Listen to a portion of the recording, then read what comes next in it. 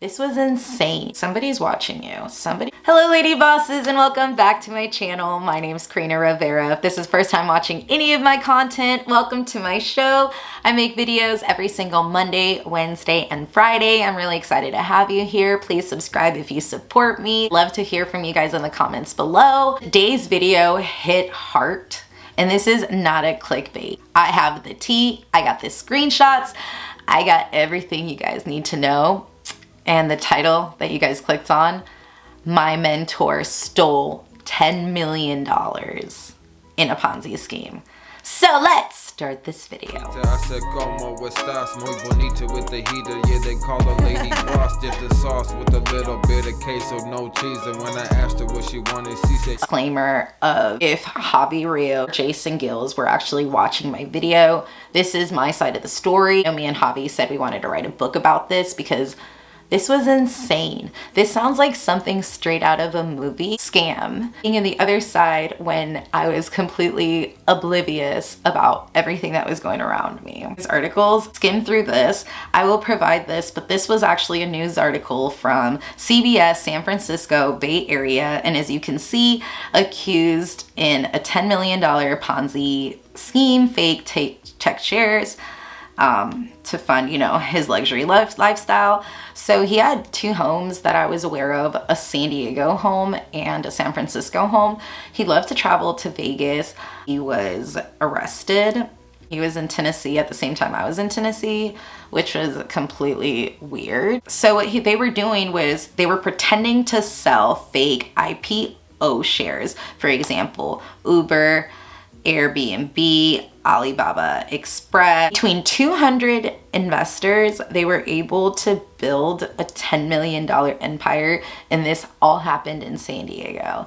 And it was crazy because I remember that me and Javi sat down and had a meeting about IPOs where he would give me an investment sheet to go find more investors, and I would get a cut, they would get a cut. And at the time, I didn't really think anything of it. This was 2014, November of 2014. We're telling all these investors they had $25 million all invested. I do recall that Jason used to send me screenshots of that. I don't remember if it was the $25 million, but I remember he used to send me stuff at like 4 o'clock in the morning when the market would open. He'd send me like random pay stubs about money, and it was just weird. It was like a motivation thing. He used to tell people, JP Morgan employee at one point before he decided to do this. EC confirmed that at least at 2013, offered phony share companies including Alibaba Express before the company went public in 2014 for a record-breaking of $25 million IPO. Or had a physical address at companies that are fake. He was pretty much the perfect example, and I learned that in 2014. And here are the actual court thing where it talks about it. I met him, my friend going out one night, my friend named Kayla. We got a table at Park. Come through, and Park is a nightclub in San Diego. A million things going through my mind. I was a complete hot mess, really wasted. And I always say I have an angel with me because I don't know how I am alive. I had champagne, tequila, and vodka. And mind you, I don't really drink. And that's why I'm probably holding a water bottle at this time. So whacked out, and he was trying to put me on a taxi, and I was like, I can't leave, I need Kayla. The club was closed, and me and my girl got separated, blacking out to the point that I completely blacked out.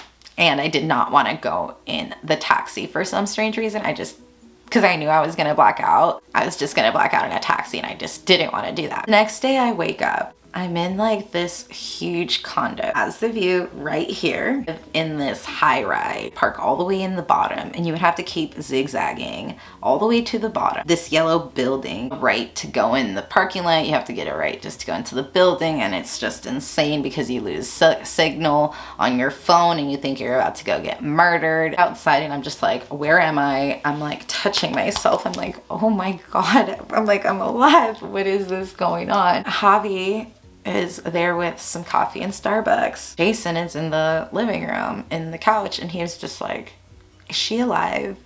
And I'm like, yes. I'm like, I'm so sorry. Went out and drank a little too much.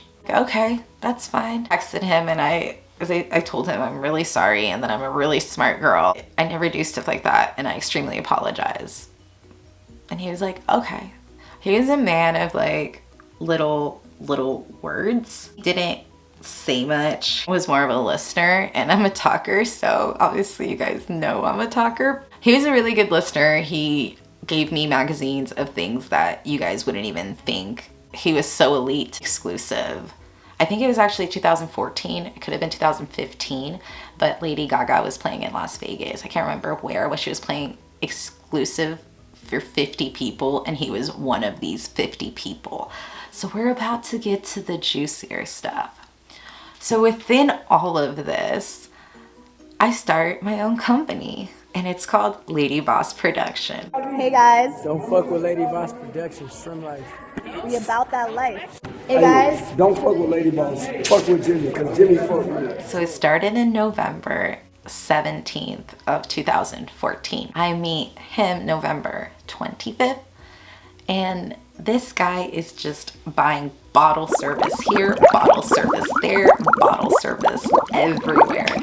And this wasn't like the typical bottle service. The first time, I think there was about 12 bottles. And I'm not even exaggerating, girls. We used to have a little joke called Jason Wasted because it was literally his job to get us wasted. He's such a giving person. $12,000 in one day for his like butler, like his private driver type of guy, like errands for him, take him go shopping for alcohol. Gave me like so much alcohol because he was like, do you want this? I'm gonna toss this. Like, of course, yeah. The back end story, because I'm very smart and he can hold a conversation with me, he kept me around for 2 years. Calvin Harris was in town, 25 bottles at Omnia, which is a club that is owned by Hakkasan. I blacked out and we had the table right by Calvin Harris and I touched Calvin Harris's hand and it was all over my Snapchat. And I remember that night he was just like, I'm leaving. You can have this table, Carina. I was just like, oh my freaking God. Section. Okay, so Jason Gill's, which I will provide a picture of him. Javi Rios, which started working for him September. I met Jason and Javi on November. So, okay, let all of this sink because it's the ball hasn't even dropped yet. In a news article that they said that in November, the FBI was finally kind of trying to open a case. Obviously, the fake Ponzi schemes. But they didn't know where the money was going at the same time, but they did, and they kind of played around for almost a whole entire year. Never thought how the outside perspective saw me hanging out with them. We were just a trio. We would go eat lunch with family. Like, it was really, really intense. He never tried to like sexually touched me. He never asked for anything in return. Like, we literally just talked about like anything that just popped into my little mind. He always had the answer, and he was kind of like the backbone of my company in a way too. There was a couple of men that helped me get there, and he was definitely one of them. Investigation was happening. This could have been paranoia, but when you see something plenty of times, you know that you're not crazy. So I would see these vans parked outside my house so many times. Scary because like even my mom would notice. These people were just so obvious. And I remember I had a friend who used to be so paranoid and he was like, somebody's watching you. Somebody's watching you. And I never like took it for consideration. And when I think about it, I was like, oh my God, you were so drunk the whole time and you had the FBI behind you. Could have, because I'm not 1,000% sure, okay? Jason Gill took all of the blame for everything. For everything. Me and Javi got let go. I never had physical contact with money when it came to me and him. He never gave me money. He gave me knowledge. He gave me education. But he did buy a lot of bottle service, expensive food, lots and lots of bottle service from me. That I am not gonna take from that. Moral of the story, a couple of years later, for some reason, I thought about him and I decided to Google him. And I found all of these articles that I'm reading to you guys today. So lady bosses, I hope that you guys enjoyed this story time. Yeah, that was pretty intense. You just never know. I thought I like knew my mentor and I didn't know him at all. It was actually a shocker and it was just crazy. So if you guys like this type of content, please let me know. I love making this for you guys. Thank you guys so much. Until next time, boss out.